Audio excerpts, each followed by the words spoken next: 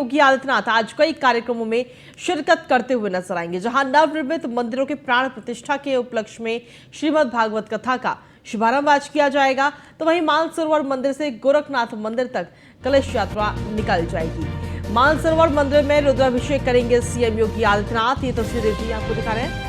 मानसरोवर मंदिर से गोरखनाथ मंदिर तक कलश यात्रा आज निकाली जाएगी और इसमें शामिल होते हुए मुख्यमंत्री नजर आएंगे। उसके बाद में मुख्यमंत्री योगी आदित्यनाथ मानसरोवर मंदिर में रुद्राभिषेक करते हुए नजर आएंगे।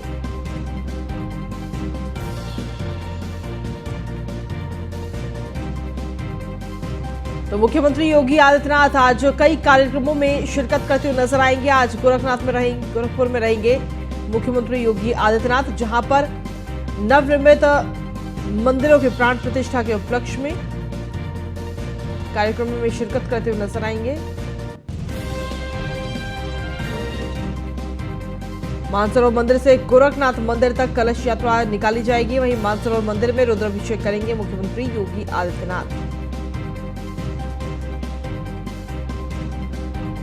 आपको बता दें कि सप्त दिवसीय कथा ज्ञान यज्ञ के साथ महालक्ष्मी नारायण महायज्ञ का भी आज शुभारंभ होना है। 21 मई को पूर्णाहुति के साथ मुख्यमंत्री और गोरखनाथ पीठाधीश्वर योगी आदित्यनाथ देव विग्रहों की प्राण प्रतिष्ठा करेंगे। गोरखनाथ मंदिर में बने 9 देवी देवताओं के नवीन मंदिरों में विग्रहों की प्राण प्रतिष्ठा आज की जाएगी, जिसमें पहले चरण का अनुष्ठान आज पूरा होना है। दूसरे चरण का अनुष्ठान कल से शुरू होगा। सुबह 7 बजे मानसरोवर मंदिर अधियारी बाग से गोरखनाथ पीठाधीश्वर सीएम योगी आदित्यनाथ रुद्राभिषेक करेंगे। 15 से 21 मई तक महालक्ष्मी नारायण महायज्ञ का यह आयोजन किया जा रहा है। सुबह 8 बजे से लेकर दोपहर 12 बजे तक आयोजन होगा और फिर उसके बाद दोपहर 2 बजे से लेकर शाम 5 बजे तक धार्मिक अनुष्ठान के कार्यक्रम रहेंगे। तो मुख्यमंत्री योगी आदित्यनाथ आज किस कार्यक्रमों में शिरकत करते हुए नजर आएंगे, वो हमने आपको बताया।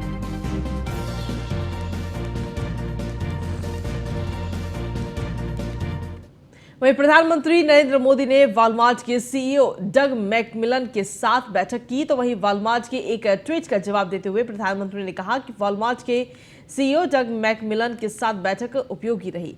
हमने विभिन्न विषयों पर गहन चर्चा की और इस बात से प्रसन्न हूं कि भारत निवेश के एक आकर्षक गंतव्य के रूप में उभर रहा है।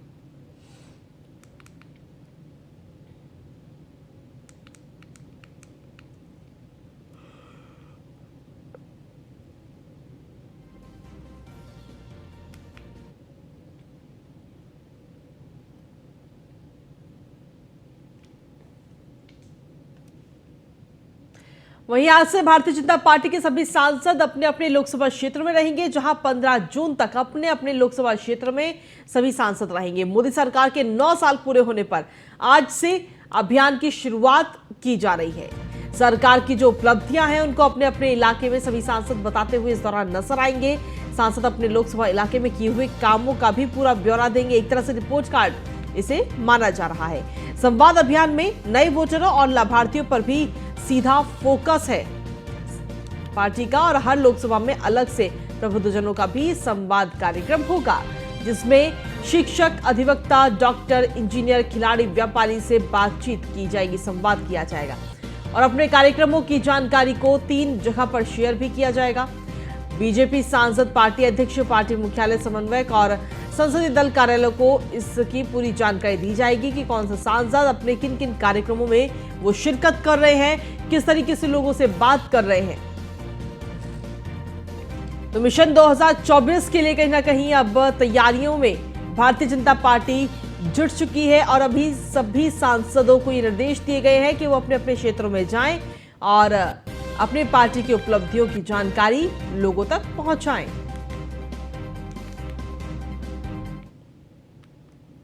और चलिए खबरों में आगे बढ़ते हुए बात करेंगे अब कर्नाटक की, जहां पर सीएम पद को लेकर के सस्पेंस अभी भी लगातार जारी है।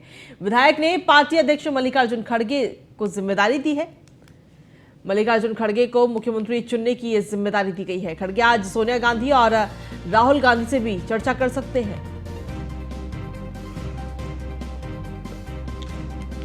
तो आपको बता दें कि सीएम पद के दोनों दावेदारों के भी दिल्ली आने की संभावना इस वक्त जताई जा रही है। सिद्धारमैया और डीके शिव कुमार के दिल्ली आने की संभावनाएं हैं। इनमें से किसी के भी नाम पर मुहर लगाई जा सकती है।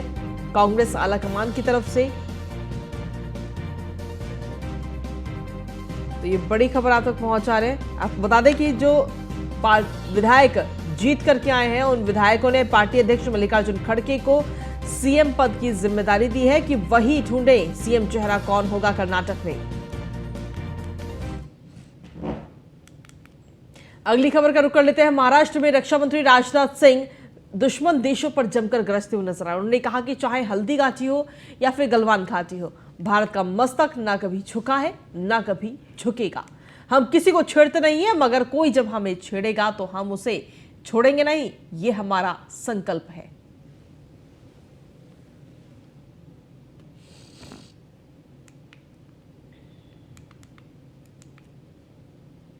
हल्दी घाटी हो चाहे हमारी गलवान घाटी हो, बहनों भाइयों, भारत का मस्तक न झुका है न कभी झुकने पाएगा। आपको विश्वास दिलाता हूं, भारत का मस्तक न झुका है न कभी झुकने पाएगा। और मैं कहना चाहता हूं, जो कुछ भी हमारे पड़ोसी देश के साथ हुआ था गलवान घाटी में, उससे आप अच्छी तरह परिचित हैं। पड़ोसी देश चीन है, लेकिन हमने तो डंके की चोट पर कह दिया था। हमारे प्रधानमंत्री मोदी जी ने भी कहा था कि राजनाथ सिंह जी आप बोलो, डंके की चोट पर कोई फर्क नहीं पड़ता, कि हम किसी को छेड़ेंगे नहीं, यदि हमें कोई छेड़ेगा तो हम उसे छोड़ेंगे भी नहीं। यही हमारा। वहीं मणिपुर के मुख्यमंत्री एन बीरेन सिंह ने मुलाकात की है गृह मंत्री अमित शाह से। ये मुलाकात की जहां मणिपुर सीएम ने वहां के हालातों की पूरी जानकारी दी है। राज्य की वर्तमान स्थिति से गृह मंत्री को अवगत कराया है। जो हालात वहां पर बने हुए हैं, हिंसा जिस तरीके से वहां पर देखने को मिल रही है, उन तमाम हालातों को लेकर के गृह मंत्री अमित शाह से मुलाकात करते हुए नजर आए हैं। और राज्य की वर्तमान स्थिति जो है, किस तरीके से वहां पर कंट्रोल किया हुआ है, उन तमाम चीजों की जानकारी देते हुए मणिपुर के सीएम नजर आए।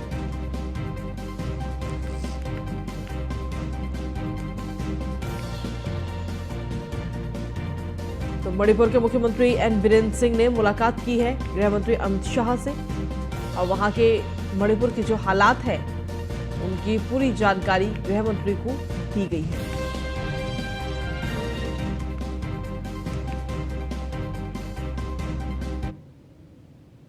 अगली खबर दिल्ली से, जहां पर अडानी हिंडनबर्ग मामले में आज सुप्रीम कोर्ट में सुनवाई होगी। जांच के लिए सेबी ने सुप्रीम कोर्ट से एक्स्ट्रा टाइम मांगा था, जहां सीजीआई ने कहा था कि जांच के लिए 6 महीने का समय सही नहीं, आज टाइम एक्सटेंशन के आवेदन पर फैसला होगा।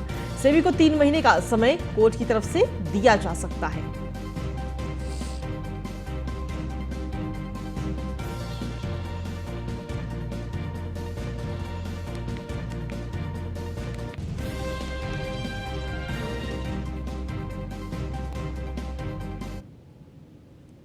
वहीं फिल्म द केरल स्टोरी मामले में आज सुप्रीम कोर्ट में सुनवाई होनी है, जहां केरल हाई कोर्ट के आदेश के खिलाफ सुप्रीम कोर्ट में याचिका दायर की गई थी। हाई कोर्ट के फिल्म पर बैन लगाने से इनकार वाले फैसले पर यह याचिका आज सुनवाई होनी है। इस पर 5 मई को हाई कोर्ट ने फिल्म रिलीज पर रोक लगाने से इनकार कर दिया था। केरल हाई कोर्ट ने आदेश जारी करने से पहले देखा था फिल्म का ट्रेलर और फैसले में कहा था कि फिल्म में इस्लाम और मुसलमानों के खिलाफ कुछ भी नहीं है। तो हाईकोर्ट की तरफ से जब इस फिल्म पर बैन नहीं लगाया गया तो ये पूरा मामला पहुंच चुका है सुप्रीम कोर्ट, जहां पर बैन लगाने की मांग इस याचिका में की जा रही है। देखना होगा कि आज सुप्रीम कोर्ट की तरफ से क्या सुनवाई की जाती है इस पूरे मामले को लेकर के, क्योंकि द केरल स्टोरी जब से इसका ट्रेलर रिलीज हुआ है और फिल्म रिलीज हुई उसके बाद तब से लगातार ये फिल्म विवादों में बनी हुई है।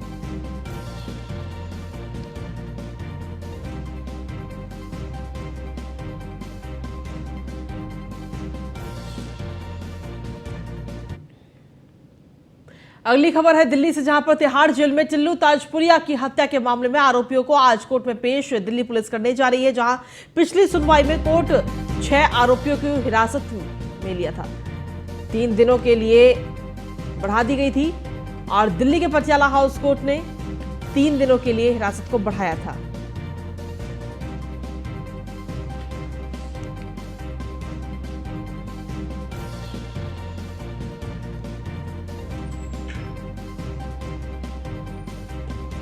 तो आरोपियों को आज कोर्ट में पेश करेगी दिल्ली पुलिस।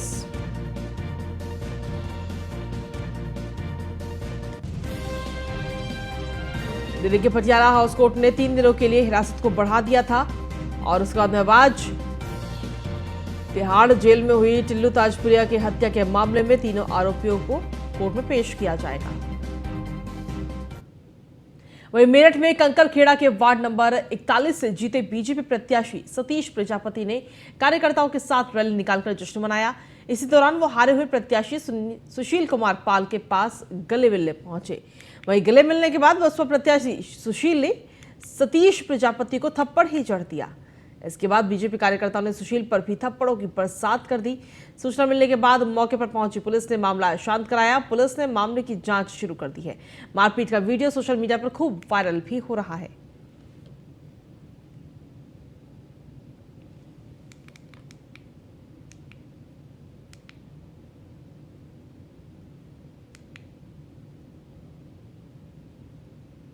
वहीं अंबेडकर नगर में बीजेपी नेता की तहरीर पर कटहरी से समाजवादी पार्टी के विधायक लालजी वर्मा, नवनिर्वाचित अध्यक्ष के पति इरफान अहमद, पूर्व नगर पंचायत अध्यक्ष के पति निजाम अहमद सहित 25 नामजद और 1000 अज्ञात समर्थकों के खिलाफ धार्मिक उन्माद फैलाने, हंगामा करने और बिना इजाजत जुलूस निकालने की धारा में मुकदमा दर्ज किया गया।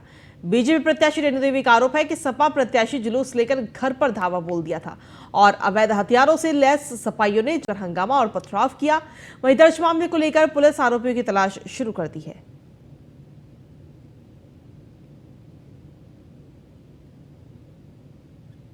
कोई विवाद नहीं हुआ। इल्फातगंज में जीत की खुशी में कुछ उत्साहित लड़कों ने नारा लगाया और अपनी शर्ट उठा के ऊपर फेंक रहे थे, आसमान पे उड़ा रहे थे।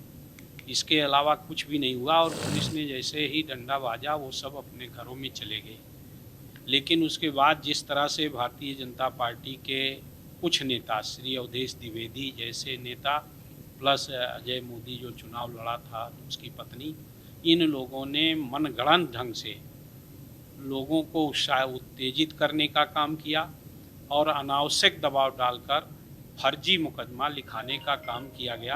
कोई देखिए, कल रात में 9:30 बजे के करीब जो है, जो इल्फातगंज नगर निकाय के जो मतगणना कल हो रही थी उसमें जो प्रथम थे और जो द्वितीय थे, तो वो लोग के रात में उनके बीच में या कह लीजिए कि उनके समर्थकों के बीच में कुछ कहासुनी हो गई थी और आपस में उनकी नारेबाजी हुई।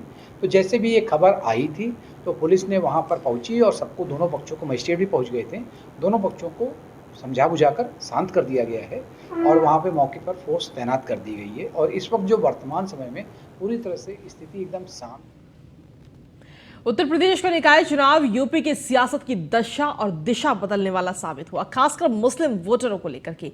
इस चुनाव ने यह बता दिया कि अब मुस्लिम वोटर किसी के भरोसे नहीं रहने वाले, बल्कि जहां उन्हें अपना फायदा दिखेगा उनका वोट वहीं जाएगा।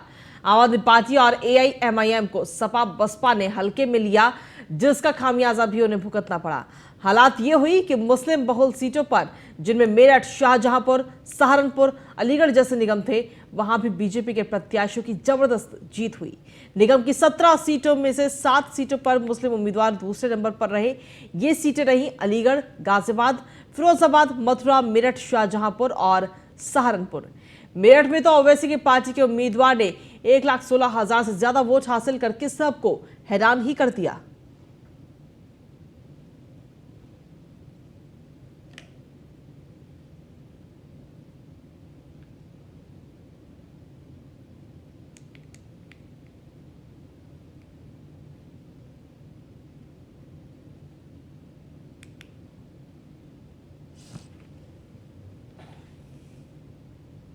वहीं मुस्लिमों के बीजेपी की तरफ बढ़ते हुए इन रुझानों को लेकर के न्यूज़ 1 इंडिया ने थोड़ी देर पहले बीजेपी अल्पसंख्यक मोर्चा के प्रदेश अध्यक्ष बासित अली से एक्सक्लूसिव बातचीत किया। ये आपको दिखाते हैं कि बीजेपी इन निकाय चुनावों के नतीजों के बाद मुस्लिम वोटरों को लेकर कितनी उत्साहित है। रंग मंच आप लोग तैयार किया था, खेला भी आप लोग कर दिया। मुस्लिम समुदाय जो खाली वोटर माना जाता था एक कास्टिज्म के बारे में सपा बसपा का, अब वो कहीं ना कहीं दशा और दिशा चेंज करने वाला माना जाता है। कैसे देखते हैं? इस बार भारतीय जनता पार्टी से हजारों की तादाद में अल्पसंख्यक वर्ग के मुसलमानों ने टिकट मांगे थे, जिनमें सैकड़ों की तादाद में लगभग 395 टिकट भारतीय जनता पार्टी ने दिए। भारतीय जनता पार्टी ने एक हाथ उठाया और एक हाथ मुसलमानों ने उठाया। जो ताली बजी है वो ताली सपा बसपा कांग्रेस को सुनाई दी है और बड़ी तादाद में मुसलमान जीत करके भारतीय जनता पार्टी के सिंबल पर आए हैं। 5 नगर पंचायत के चेयरमैन जीत करके आए हैं। इसी के साथ कई सारे निगम में पार्षद जीत करके आए हैं, सभासद जीत करके आए हैं और जो चेयरमैन हारे हैं वो 10, 20, 50, 100, 150 वोटों से हारे हैं। यानी कि मुसलमानों ने बहुत अच्छी वोट मुसलमानों का लिया है और सभी नगर निगमों जहां मुस्लिम बहुल हैं उनमें 20, 25, 30, 35 हज़ार तक भी मुसलमानों के वोट भाजपा को प्रत्येक निगम के अंदर मिले हैं। और ये पहली बार है कि इतनी बड़ी तादाद में मुसलमानों ने भारतीय जनता पार्टी की जो विकास की नीति है, जो अंत्योदय की नीति है, जो गरीब कल्याण की नीति है, उसमें विश्वास जताया है। और मुसलमानों ने बताया है कि मोदी है तो मुमकिन है, योगी है तो यकीन है। और मुसलमानों ने अपने प्रयास से और विश्वास से भारतीय जनता पार्टी को जो 4.5 करोड़ लाभार्थी थे, तमाम पसमानदा समाज के चेयरमैन, आयोग के बोर्ड के तमाम मंत्री, सांसद, विधायक बनाए गए, उसका असर देखने के लिए मिला है। हालांकि पसमानदा समाज से एक ही चेयरमैन जीत करके भले ही आए हों, लेकिन वोट मिला है और एक बड़ा संदेश समाज के अंदर गया है। ये निश्चित तौर से आने वाले 2024 के लिए साफ संकेत है कि मुसलमानों ने बता दिया है कि हम इस बार भारतीय जनता पार्टी के साथ हैं, भारतीय जनता पार्टी के साथ कदम से कदम चलेगा। उन्होंने बता दिया है कि भारतीय जनता पार्टी के अलावा कोई दल ऐसा नहीं है जो मुसलमानों को मुख्य धारा में लेकर चल सकता हो। और अभी एक मिथक और बदला है कि पहले एक बात हुआ करती थी कि सपा के लोग कहा करते थे कि ओवैसी आया तो उसने हमें हरा दिया, आपकी बी टीम कहते थे, हमारी बी टीम कहते थे। लेकिन परिवर्तन ये हुआ है कि एमआईएम के लोग कह रहे हैं कि समाजवादी पार्टी ने हमें हरा दिया, बसपा के लोग कह रहे हैं कि सपा के लोगों ने हमें हरा दिया। तो सपा की हैसियत मुसलमानों में केवल वोट कटवा रह गई है। और आपको याद होगा मेरठ की आप बात कर रहे थे, मेरठ में ट्रिपल इंजन की सरकार पहली बार बनी है। इसी के साथ जो विकास होगा वो भी अतुलनीय होगा। इसी के साथ एक बड़ा मिथक और टूटा है कि अखिलेश यादव जिन गलियों के अंदर वोट मांगने के लिए गए थे उन गलियों के अंदर या तो भाजपा को वोट मिला है या एमआईएम को वोट मिला है। यानी कि समाजवादी पार्टी के राष्ट्रीय अध्यक्ष को अपने पद से त्यागपत्र दे देना चाहिए। उनका समाज के अंदर कोई असर नहीं रहा है, मुसलमानों ने उनको ठुकरा। और खबरों का सिलसिला न्यूज़ इंडिया पर यूं ही लगातार जारी। एक छोटे से ब्रेक के लिए रुकेंगे, बने रहिए हमारे साथ।